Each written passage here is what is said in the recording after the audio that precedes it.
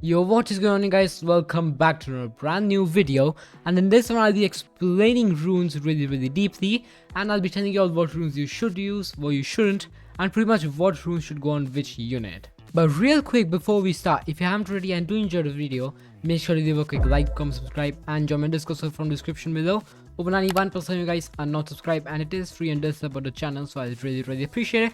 And now let's get started. Alright, so real quick, starting off, what is runes? So runes are these tiny little things right here, and you put these things on your champions and it goes in this slot right here, as you can see for Mijudas, and they buff your champion by a certain stat. There's three things to a rune. The first one is the main stat, the second is the sub stat, and the last one is the passive.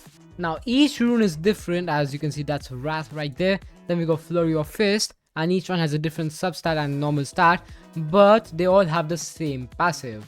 And to get these runes, you do these dungeons right here, which you come to Champion Odyssey in Galaxy 2, and it'll be right over here, dungeons. You go in start, and these dungeons are the only way you can get runes. And as you can see, all of these runes have different names and symbols, and in a full team of runes you'll want to have one of each different type of runes, because these passives don't stack on the same rune. Suppose this Wrath does 20% more champions damage, but this one does as well, so it does not stack, and you're technically wasting 2 slots over the same rune.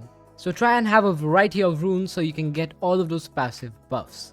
And to equip a rune, you just go into it, use or equip, and put down to the champion. To remove it, if we come over here and select this, you can either remove it for free and scrap it, which will delete it permanently but give you back all the levels you spent on it, or you can spend 500 gems to remove it and it'll come right back into your inventory, which you can use on any other champion.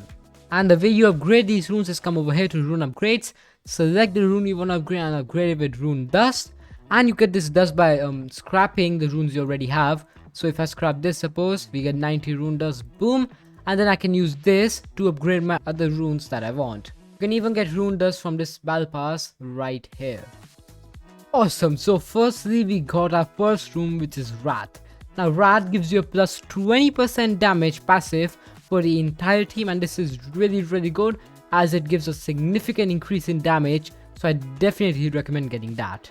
The second one we got is Divinity, and this gives you a plus 20% ultimate ability damage, which is quite decent, and it can be pretty decently paired with a mage unit. The third rune we got is Extermination, and this gives you a plus 20% crit damage buff, which isn't the best, but it still gives you a buff. So yeah, I'd still recommend using it, but it's definitely not the best one. For the fourth one we got Assault, and this gives you a plus 20% punch damage buff, which is really good for warrior units, and yeah, I'll definitely recommend having this in your rune inventory. The next one we got is Restoration, and this gives you a plus 20% charge speed buff, which isn't the best, I'm not gonna lie. I think it's like the worst one. The sixth one we got is Anarchy, and this gives you a plus 20% boss damage buff, which is really good, because the boss damage is mainly what we need now, because the NPCs are quite easy to handle if you're strong, and the main bosses you need to defeat are in torment raids, in tournaments and other stuff. So definitely get this one, as it's really useful.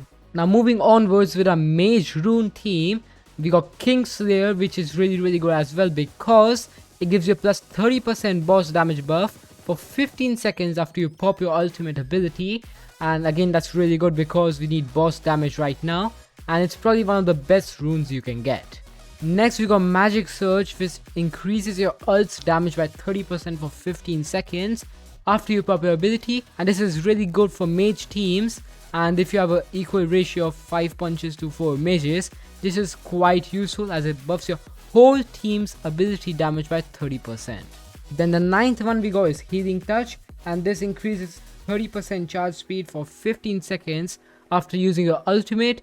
And then again, this isn't really good, as it wasn't good for punch units either, and charge speed is quite bad, I'm not gonna lie. Then number 10 we got Flurry of Fist. This increases plus 30% attack speed for 15 seconds after using your ability, and this is quite average. I will recommend having this, as it's pretty useful. Then we got Encouraging Shout, which gives plus 30% total damage for 15 seconds after using the ultimate ability, and yeah, this one is definitely good as well. Then the 12th one we got is Raging Onslaught, and it gives us plus 30% punch damage for 15 seconds after using ultimate, and this is actually quite good for 5 punch and 4 mage team because you'll have a decent amount of mages, and once they pop their ability, the punch damage will be buffed, and that is good because you already have 5 punches in your team. And lastly, we got Devastating Blow, and this gives you a plus 30% crit damage buff for 15 seconds after popping your ability, and as I said, this isn't the best compared to other runes. And here's an image of all the chances of getting runes in different floors. So for floor 1 we got a 0.49% chance to get a cosmic rune, and that'll be 205 chests average. In floor 2 we got a 1.42% chance with 70.3 chests average needed. In floor 3 we got a 2.08% cosmic rune chance with a 48.1 chest average. And lastly, in floor 4, which is the best floor right now, we got a 2.51% chance to get a cosmic rune, which is 39.9 chests. Out of all of these floors, I'll definitely recommend floor 3 because firstly it's quite easy. If you're decently strong, you can just pop a damage potion and easily clear it out, and it's way easier compared to floor 4, which takes a while even for leaderboard players to complete. And coming back to rune dust before, the best floors you can farm rune dust is 1 and 2 because it's really low chance to get cosmic runes, but you can sell all the runes you get and you can easily make a bunch of rune dust. And that is because floor 4 has all the new astral orbs, which is the universe toonie, the eclipse, and the 7ds, and the slime just came out so it doesn't have that yet. So we got another image right here, and the first one shows us the boss order. So the best rune you can get for bosses is boss/boss, and I actually have it right here. If you check for my assault boss and boss damage, this is the best rune you can have to increase your boss damage and easily defeat bosses. Now in second place we also got boss/crit, and in third we got boss/damage. So you can see based on these stats which are the best ones you should get, and the lowest ones are obviously the worst, so I definitely recommend scrapping it if it isn't good. Then for mobs we got crit damage or damage/crit, and this is the best one you can have to defeat mobs. And the second best you can have is crit/speed, and the third one you can have is damage/speed, and the rest you can see. And same as boss, just scrap whichever ones are not at the top 5 at least. And this was made by the testers of ACS, so yeah, this is kind of legit, I'm not gonna lie. And if you need to see these anytime or any information regarding the game, runes or anything, do join my Discord server, as I have a special channel, ACS Info, in which I post most of these stuff related things that you might need. And the max level on a rune you can get is level 50, which requires a bit over 10,000 of these rune dust, which is quite a lot, I'm not gonna lie. And that is why I definitely recommend doing all of the dungeons and hatch in dungeon 4 in floor 4, and definitely farm for rune and rune dust in floor 1, 2 and 3, with 3 being the best for runes and 2 being pretty decent for rune dust. So yeah, in conclusion, runes are a major part in this game, as if I didn't have this rune, suppose this champion will be doing around 80q, and with my normal team it's doing 241q, which is kind of busted, I'm not gonna lie. So definitely get runes, as they are the most overpowered thing you can have on your team. And if you're feeling weak right now, don't worry, as runes can be the main reason why that's happening. And definitely I recommend following what I said in this video and trying to get the best runes you can. So I hope you guys enjoyed and this video helped you out.